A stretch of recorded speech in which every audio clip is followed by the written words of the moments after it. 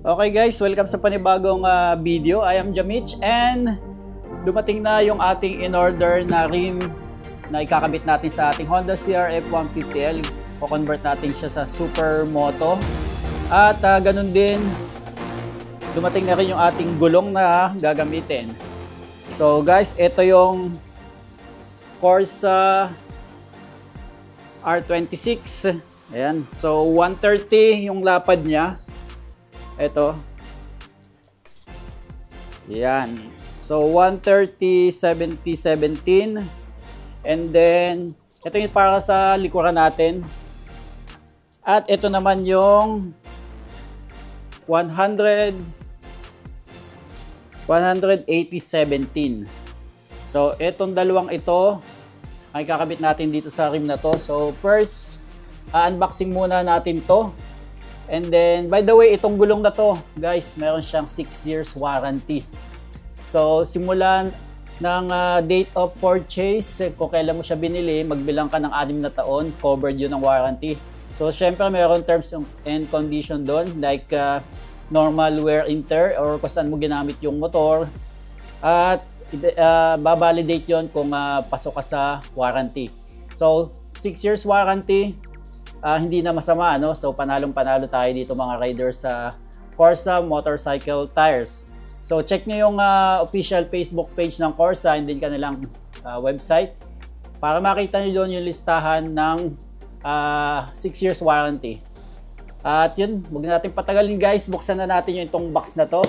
So kahapon ito dumating, ito naman kinuha natin sa warehouse. So thank you Corsa Philippines para dito sa ating bagong gulong sa ating Honda CRF 150L. So, baba muna natin to.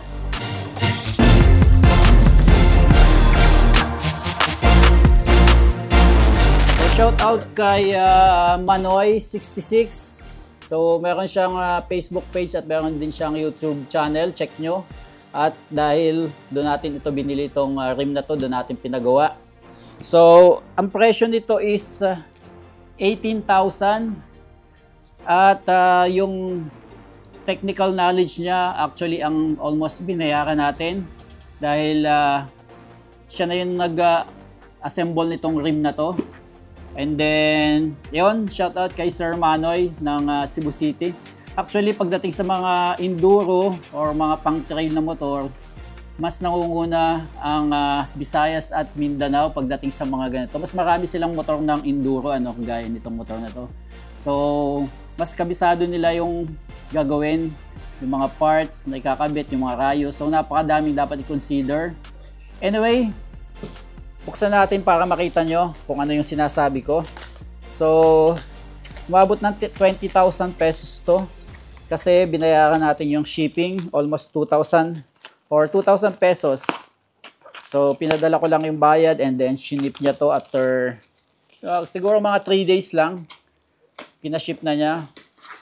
All in all, parang mga 6 days halos sa inintay natin to. 5 to 6 days yata, kung di tayo nagkakamali. Yan. So, safe na safe, secure na secure.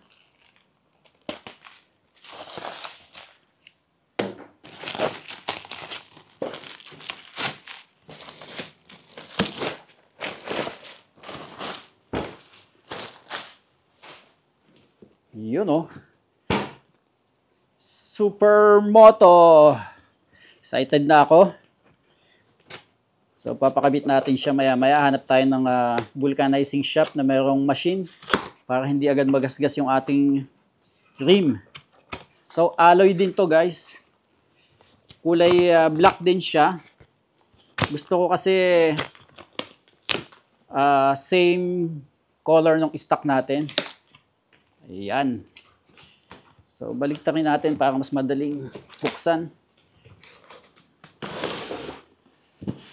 Yun. Alright. Whew. So, size is, yung pangunahan natin ay size 3.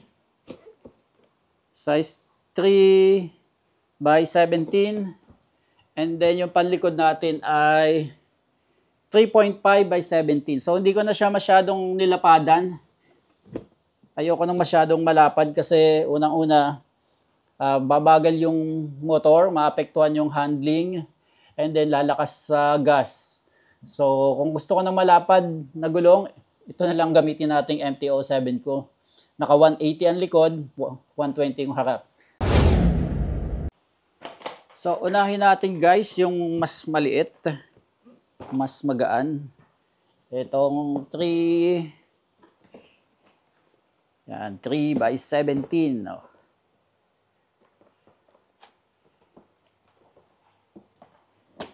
So, si sir ng binilhan natin dito is tingin ko expert talaga siya sa mga enduro mga pang trail, mga trail bike, pang off-road, pang dirt bike.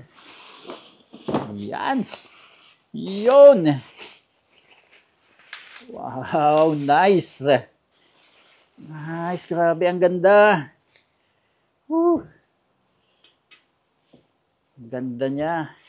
So actually, ayoko din ng sticker ng Speedy, ano. Buti na lang tinanggal na ni sir, wala yung sticker na Speedy. So ito yung 3x17. So maganda nito guys, yung kanyang hub is original or genuine Honda parts. So yun din yung ginamit niya dito. Yun din yung ni-request natin na hanggat maaari is, ang gusto ko is yung original na hub. So bagong-bago din naman siya, oh. Bagong-bago pa. So actually brand new siya eh. So ang ganda ng mga rayos niya, heavy duty. So ni-request ko din to na maging chrome plated lang, ano. Kagaya nung sa stock ng Honda CRF, pati yung rim. So lumapad na. Meron na siyang kasama ding pito. Ayan, nakakabit na din. So tubeless na rin siya guys. Pina-tubeless ko na siya, no. Kaya kung makikita nyo dito, meron na siyang, ayan, nakabalot na. Ayan, no. So, matetest lang natin to. Papatest natin. Pag naikabit na. So, inspect lang natin ng konti. So, ayun, oh.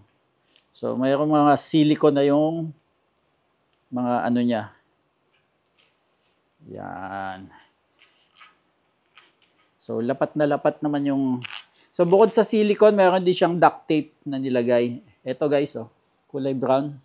Makikita nyo, no? Yan. And then, punta na tayo sa isang rim. So, maraming ibang kulay ng rim na pwede mong ipagawa doon. At saka hub, pati kulay ng rayos, mayroong black. Ang gusto lang natin is ma-maintain yung pagkulay ng pagiging stock ng ating Honda CRF. Okay guys, balot na balot ng bubble wrap. Ayan, oh. So ayoko nung masyado makulay, may mga anodized na makikintab. Hindi ko alam kung bakit. Siguro dahil sa nagkakaedad na tayo. Yun. Ayos. Yun, oh. So, itong isa, guys, may pangalan pa dito. Perfect Power. So, Perfect Power to. Hindi ito Speedy. Hindi ko sure. Yan. So, sa likuran, 17 inches din. Yung stock is 18 inches. At yung harapan na stock is 21 inches. So, magiging 17 inches din siya. So, pabor sa atin yung pagko-convert natin ng Supermoto wheels dahil vertically challenged tayo.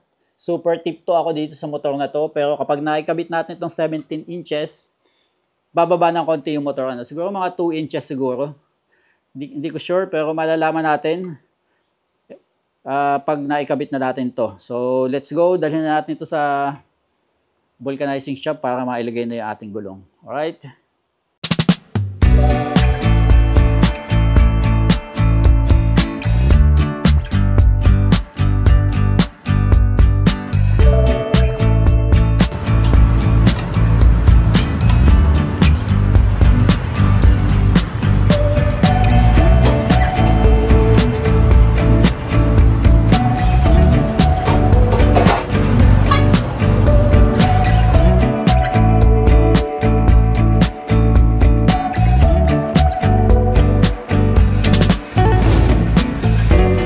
Okay guys, naikabit na yung ating gulong. Ito, makikita nyo. Ayan, nakabit na natin. Ito yung 130 na size at ito yung 110. So, ito, okay naman yung lapad niya para sa akin. So, saktong-sakto lang to. Actually, ang bigat na nga rin eh. Hindi lalo na siguro yung mga 140, 150. Kaya tama lang yung decision ko na 100 at saka 130. So, ito naman yung 100. Ayan. So, ito ay may tube for the meantime. Ayan, kung makikita nyo, meron siyang tube sapagkat nakaangat tong mga gilid niya, no? So, nawala yung carton, naipit siguro to ng matagal. And then, hindi siya mahanginan kasi singaw lahat dito sa gilid. So, for the meantime, sabi nung nagbo-vulcanize is lagyan na muna natin ng tube. Kaya may tube yan. Hindi gaya nitong isa, ayan. So, tubeless na siya. After 1 week or 2 weeks, patanggal ko na lang daw kung gusto ko mag-tubeless. So, for the meantime, gamitin lang daw natin ang gamitin. Okay lang naman yun, wala namang problema. At yun, kabit na natin. Dahil wala tayong stand or stool para dito sa gitna. Ang gagawin natin is eto na lang. Yan. Itong ating paddock stand. Tingnan natin kung magagawa natin. Dito natin sa likod muna ang unahin natin. Alright? Let's go. Baklasin natin to.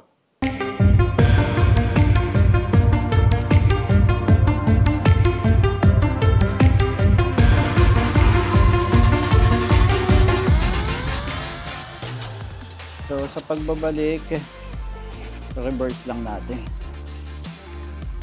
Alright, tanggal na ang ating gulong. Nakikita nyo man guys, bagong bago. So, kailangan natin itong ilipat. Yung spacer na to. So, dito natin ilagay sa kanan, yung mga nasa kanan. And then, tanggalin din natin yung itong kulay itim na to. Rubber, water and dust seal. Hindi tayo nagkakamali. Kailangan natin ikabit. And then yung kaliwa dito sa kaliwa. Hindi tayo malito. Alright. So, tanggalin natin this brake at saka sprocket. Lipat natin sa ating bagong gulong. Okay.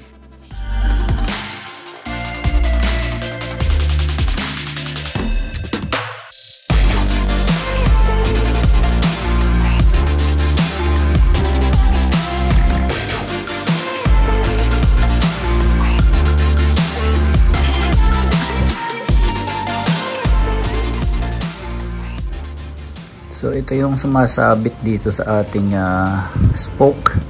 Ayan, kung makikita nyo dito, ayan o. Merong dikit na dikit siya dito. At ang solusyon dyan ay ito. So ipapile natin siya ng konti. Ayan, so bumili tayo ng file. So mura lang to para magkaroon ng clearance sa ating rayos.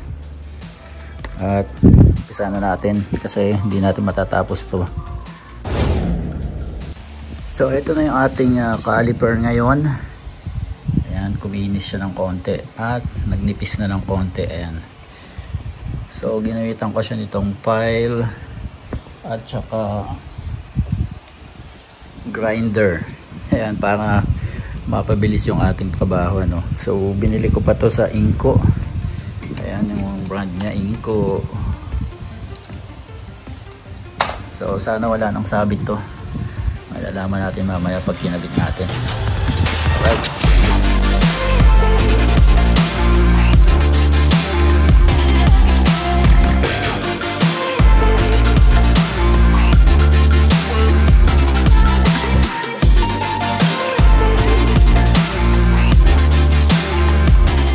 Okay, nailagay na natin yung ating gulong sa unahan. Ito na. So ang ginawa ko, yung aming sampayan, ito. Ayan.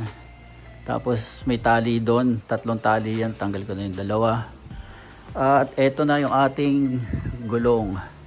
Ayan, so siguro konting tabas lang dito sa plastic na to, or konting adjust lang kasi parang sasabit yung plastic cover. Ayan, overall ganda ng pagkakabit, lumapad na yung gulong sa unahan. And then sa likod, ganun din. Ayun na siya. So 130. Of course, at magligpit na tayo. Ang dami kong kalat dito, nakakalat. Ayan, mga tools mga ginamit natin dito. So, iba't ibang tools ginamit natin. Meron tayo dito impact wrench, and then itong Stanley, at meron din tayo dito grinder, tapos paddock stand. Ito na yung gulong ginamit, at saka ayun, nakatago dun yung gulong, and then itong mga socket yan. So yun, testingnan natin to. Okay, sa wakas natapos na yung ating super moto build. So napalitan na natin ang gulong sa unahan, sa likod. Nagkaroon lang ng konting issue doon sa caliper, dikit na dikit siya. And ginawa na lang natin ng paraan. Bumili tayo ng eto. So bumili tayo ng grinder, Inco. Ayan. So nilagay ko na sa box kasi tapos ko na gamitin. Hindi ko alam kung saan ko ulit gagamitin yan. At i-check natin yung seat height, kung gaano ka baba or yung nabawas na height niya, no? So ayusin natin yung parking para mas makita nyo. And then mamaya test ride natin kung walang mga rubbing, kasi yung mga clearances napaka-tight. Sobrang dikit na dikit ang mga clearances niya. Yan, so seat height. So, ayan. Ang maganda lang nito, yung side stand natin is wala nang binago, ano. Stock pa din yung side stand. Hindi natin pinutulan or hindi tayo nagpalit. So, dito, ayan, nakita nyo, dikit na pareho yung aking dulo ng paa, tipto. So, yung isa kasi, nakaganyan tayo halos, oh. So, bumaba siya ng mga 1.5 to 2 inches siguro. Siguro mga 2 inches. Kung nakikita niyo sa ating screen, mas komportable na siyang upuan. So itong caliper na to is malaki. So bulky siya, no? So sa ibang CRF 150L, maliit daw to or hindi siya bulky kaya hindi sumasayad sa rayos kapag nagpalit ka ng 17 inches na rim. So napatapat sa atin yung bulky or mas malapad. Dahil yung supplier nila iba-iba, manufacturer siguro, iba tong napad ano sa atin. So nagtanong-tanong din ako dun sa ibang mga kakilala natin. May CRF at yun na nga yung naging issue din nila, konting rubbing. At ngayon malayo na, yan. So malayo na siya. Pero obserbahan pa rin natin kung ano yung mangyayari.